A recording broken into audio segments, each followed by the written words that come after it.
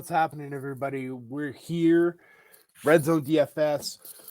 We're doing the shows a little bit differently this week since we're all not going to be able to get together to do our one big show. So I'm going to be taking you guys through what I wanted to focus on this week, which was my favorite stacks, and then some of my sleeper plays just kind of across the board.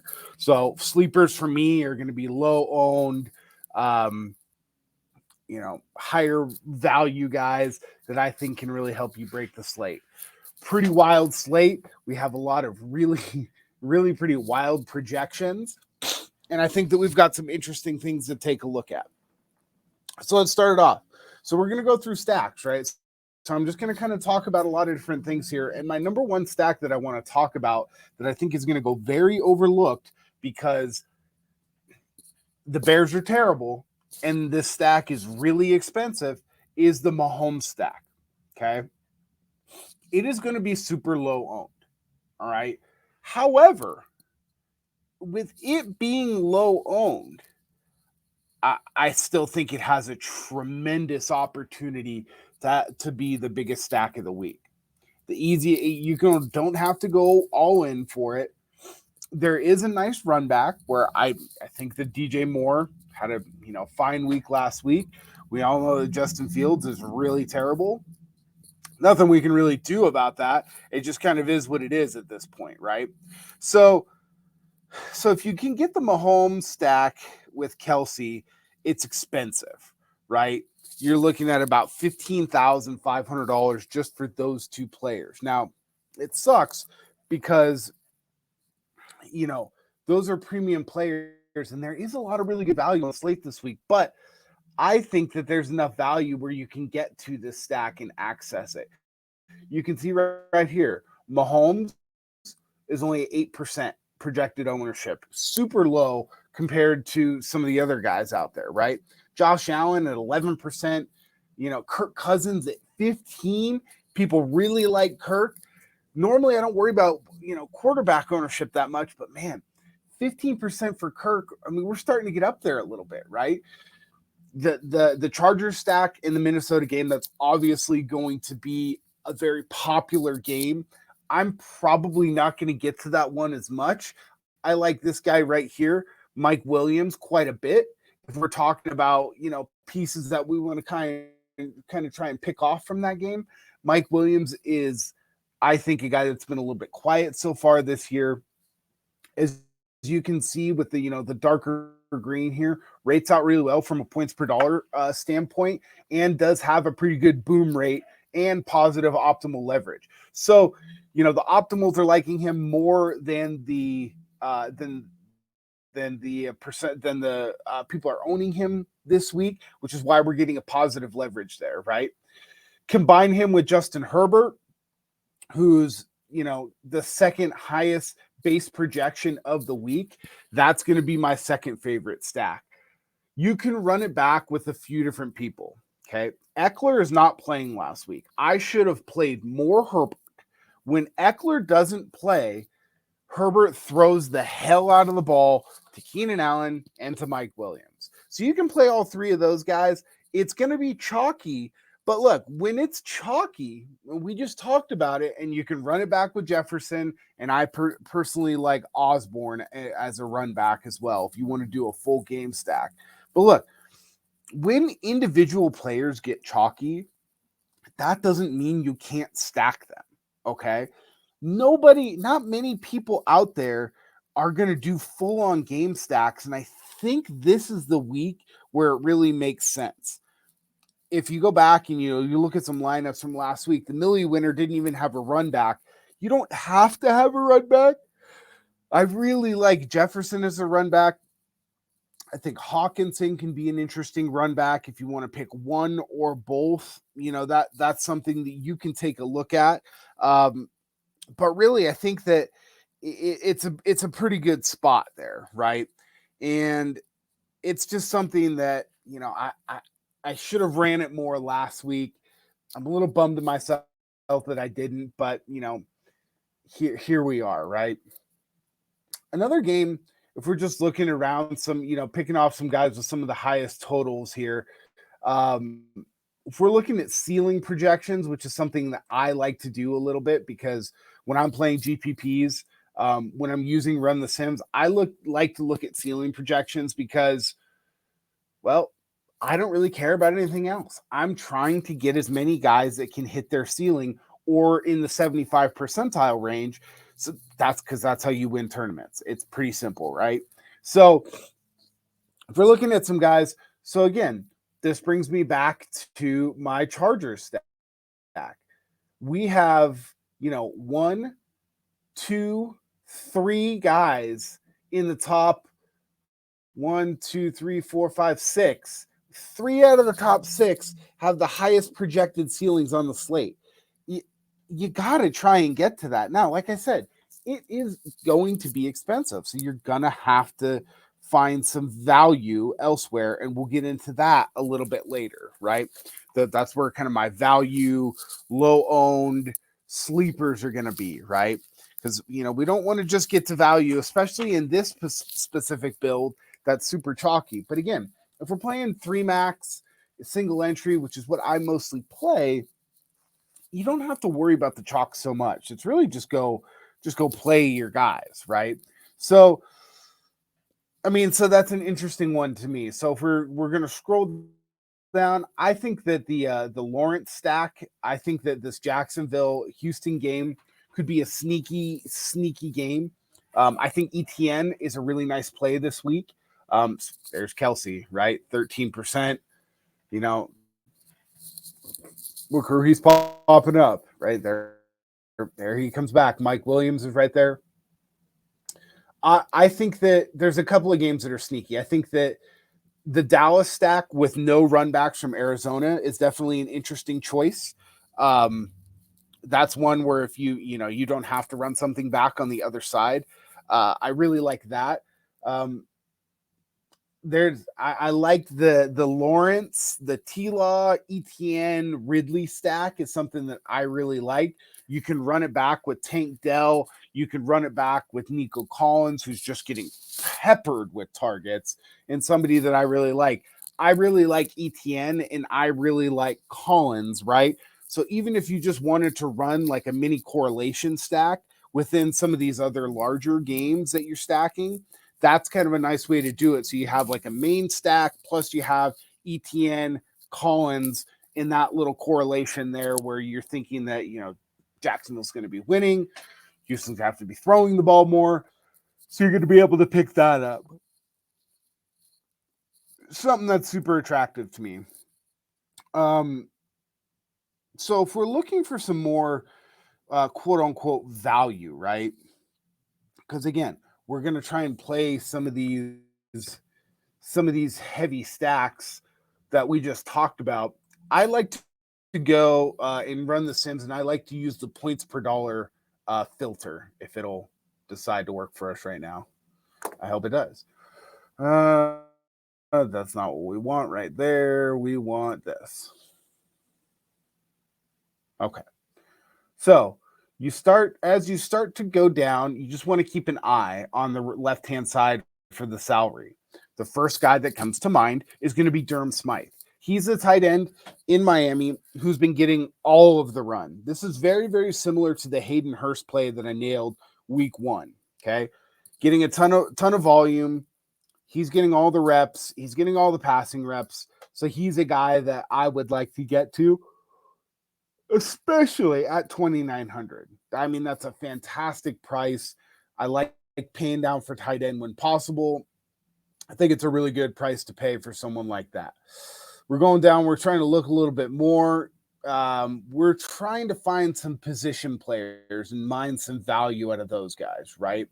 Zach Ertz is another interesting one, but again, for a little bit cheaper, I would just like to go to Durham Smythe. Interesting now, just as an anecdote here, that Raheem Mostert looks like he's starting to pick up a little bit of ownership, which is definitely interesting. Donald Parham, if you wanted to try and make that Charger stack a little cheaper, you can see that he has roughly the same points per dollar value as Keenan Allen does at only 2,700. Doesn't have a great base projection, but if he catches a touchdown And if you wanted to, get away from Mike Williams or, something like that, I think it makes a ton of sense, right? Another guy, there's Tank Dell. We talked about him earlier, 3,600. Really, really like this spot for Tank Dell. He's on the field all the time. Projected to be on at about 7%. I don't love that, but I do like the spot for him. Gus Edwards, basically the only show in town. For Baltimore, I don't know why a lot of people aren't really playing him. I get it. Lamar is probably going to be running a little bit more. But yeah, he's an interesting one that we could get to, at 5,300. I think that Gus Bus, if you're looking for lower dollar value to mix in with some of these expensive stacks, I think he could definitely be that guy. I think it's going to be probably an ugly game. So I like that one quite a bit. Keep going down the list here. KJ Osborne is one I already talked about in that game. It fits really nicely as a cheap run back at 4,000. I know that Addison is there. I get it. But here we go to one of my favorite value plays of the week in Josh Downs. I know that Pittman's garnering a lot of the, but with Gardner Minshew in there down now, okay, he is going to throw the ball. They have no one at running back. The Baltimore Ravens are going to line up and make Gardner Minshew throw the ball to beat them. I think it's a really, really interesting spot and something that I would really like to get to. If you're looking to pay up a little bit more for tight end, I don't hate Hunter Henry right here. He's in definitely an interesting spot. No love for Jonnu Smith for me. That'll be a big pass. I don't know exactly why Adam Thielen is 3,900. I get that, he's now going to have the red rocket throwing him the ball, but that's really good value. His ownership's creeping up a little bit relative to what he is, but again, I like him. There's Kelsey again, solid on the points per dollar, solid on the base projection, highest ceiling projected tight end of the week. Again, I think Kelsey's just a must play this week. I don't care that he's expensive. I think that he's very worth it. He has not had that spike game yet, and rest assured, it is coming. I don't know when that's going to be, but it's definitely coming. Okay. So we're continuing on down the list here. We're trying to find some value. There's Nico Collins at 5,300. That's a good price tag for him. I'm not really so sure I'm sold on this Rashid Shaheed yet. Derek Carr does like to get him the ball quite a bit, though. So that's definitely something to be considered. No real crazy dead min value this week, though, as you can see. I think Curtis Samuel is probably a pretty interesting play going up against Buffalo. He's been on the field a fair amount. He's a fair price at 3,700. You just can't expect too much out of him. Jake Ferguson, I think, is another good option at cheap tight end.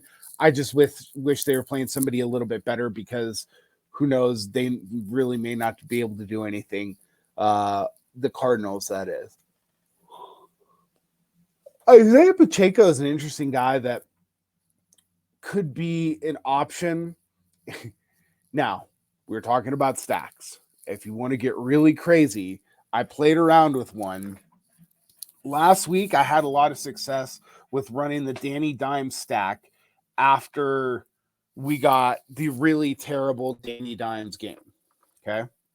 Well, everyone, the entire world just seems to be shitting all over Justin Fields right now. Rightfully so. Don't think he's very good. But the fact of the matter is they got to do something. They invested a ton in this kid, and they really have no choice. So, what are they going to do? I think that Justin Fields, who's 7,100, he's pretty expensive. No one's going to play him there. Okay. But you can get a cost savings at quarterback. You can go to DJ Moore, who's only 5,700, and then you can go to Pacheco, and then you can get Kelsey. Okay. You got 4 players to a game there, and you've got an average remaining salary of 4,900 left. All right. So if we go, let's see, let's put the Jets in there for defense. That gives us 5,400. Okay. I'm going to put in Josh Downs because I just particularly like Josh Downs quite a bit this week. I'm going to see if I can get to ETN here. 6,900. We can get to ETN. I'm going to see if I can get to the run back of ETN, which would have been Nico Collins. And then you're left with your last position to fill out at 6,100. Ton of options in your flex spot there, whoever you want to run, whoever you feel best about. But I mean, I think that's a pretty solid lineup right there. Now, I don't know what it could do specifically, but I like the options for it, right? Fields is going to be basically unowned, right? He's let's go take a look at the quarterbacks here. So let's deselect all these so we can get to all the quarterbacks.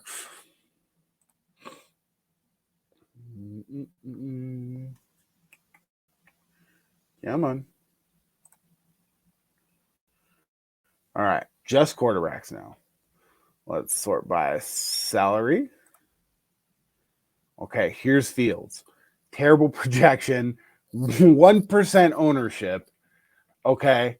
But look, if he starts running, if this is a blowout and he starts running around, this is the where fantasy is different from just watching football or even regular fantasy football, right?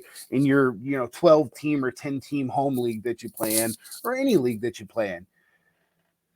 You don't care about ownership. You don't care about these different things, right? But I think overall, this scoring environment in this game is going to be really high. I've got this.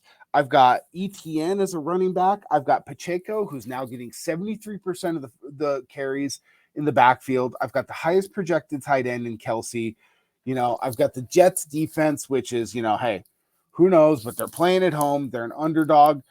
And then what you can do to round out your lineup, there's a bunch of different stuff. You could go with an Amari Cooper. You could go with Miles Sanders, he hasn't really had that game yet, but he's going up against Seattle on the road with Andy Dalton. You can expect that they're going to run the ball quite a bit. You could run Breece Hall, so you could get that access to the jet stack right there. There's a ton of stuff that you could do. So look, it's an afternoon game too. It seems like a lot of people tend to shy away from those afternoon type games.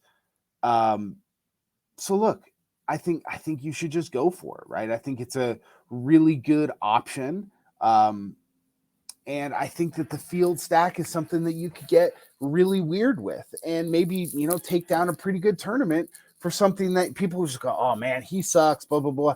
Yeah, he does. Look, this stack could totally fail. But if we're playing even single entry or 3 max GPPs, we're not doing it just to maybe kind of get by, right? So let's do a little recap here. So my favorite stacks, obviously Minnesota Chargers are a great stack. I personally like going with the Chargers side of that stack. I like the Mahomes, Kelsey, and then whoever you want to mix in from Chicago. I like DJ Moore as the run back there. I like the converse side of that as well, playing Fields, DJ Moore, Pacheco, and Kelsey as a 4-person stack to a lineup. I really like the what was the other one we were talking about? The Baltimore one is one we didn't mention, but I like that. I really like the Lions stack as well. I think that's going to be interesting. I'm going to dive into that a little bit more. But my third favorite overall stack is going to be that Jaguars stack. So I like playing, if you want to do the full game stack, I really like the Trevor Lawrence, Calvin Ridley, and if you want to throw a third-person ETN, you can run back with Nico Collins, Tank Dell, or if you just want to put Collins, that's fine. I also like shoving the ETN Collins mini correlation stack into other larger lineups so I can have a couple of stacks mixed into one lineup.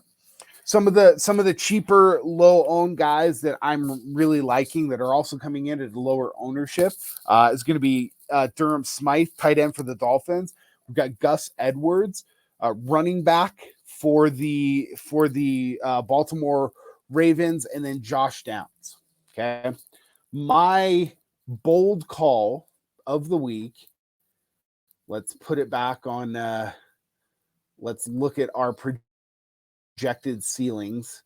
I like to look at, for my bold calls, I have guys who I think are in pretty good spots, but I also like to look at the optimal projections and see where just I think somebody is wrong at. Where's the guy I'm looking for? Wow. All the way down here.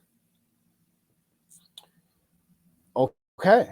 So I guess my bold call. Yeah, look at that. Gus Edwards, Miles Sanders. We kind of just talked about this, right? Roughly the same points per dollar. Gus is at 1%. Miles Sanders is 16%. Pretty easy right there. I'm gonna go. You know what? Screw it. I'm gonna go with Justin Fields. Puts up a 35-point day and just kind of freaks everybody out. I think he probably runs for like 75, 80 yards. Probably throws for like 250, 260. But 4 total touchdowns. Okay, guys, have a great time. Enjoy yourselves. Vinny and Joey are going to be putting out a couple of individual videos themselves. Follow us all Twitter at JJ McIntosh, at Notorious DJL, and at Joey Props. Guys, have a great weekend. Thanks for hopping in with me, and good luck. Win some money.